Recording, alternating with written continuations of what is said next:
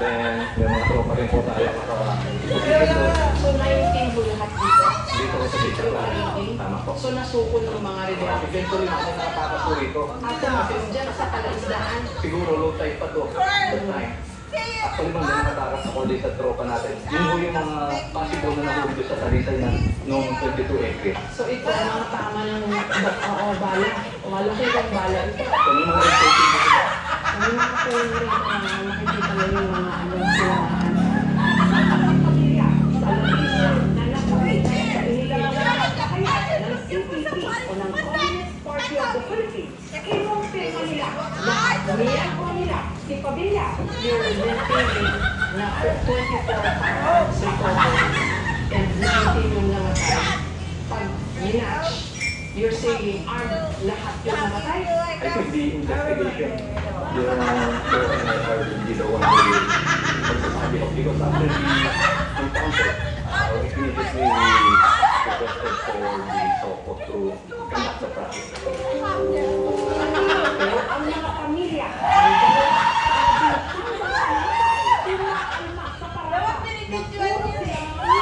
ng NPA katulad ni Ruel Sabilo.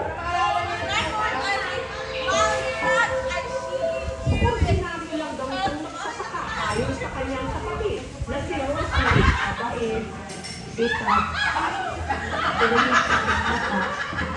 Sabado, April 18, humirang nilang nakitang buhay ang kapatid nila si Ruel. Sabi lang na, wala sa mga kami na nakita, pagkalimuto, hindi sa ibalik.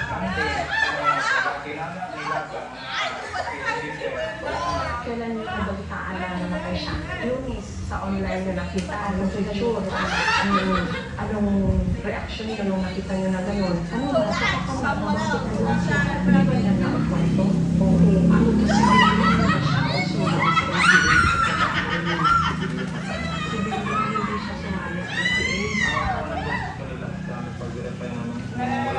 ito yung pulong picture.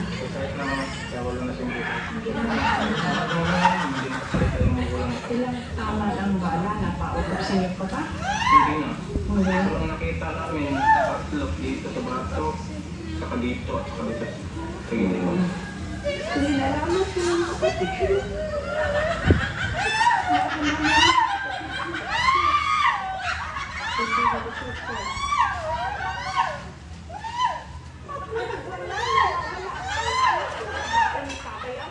Na si Julinda, na 15 anyos na, na namaalam lang daw para mamasukan maging kasambahay.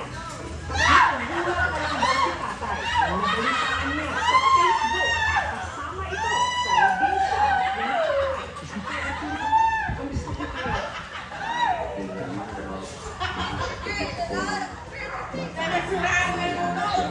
Ano ang nangyari din sa anak niyo?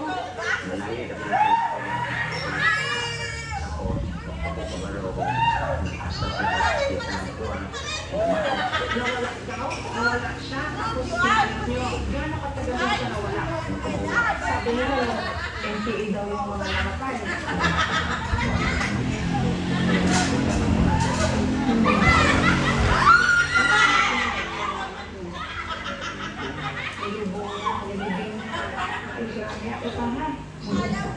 Dalawang sa labinsang na namatay o ang tinatawag na ngayong Toboso 19, mga estudyante ng University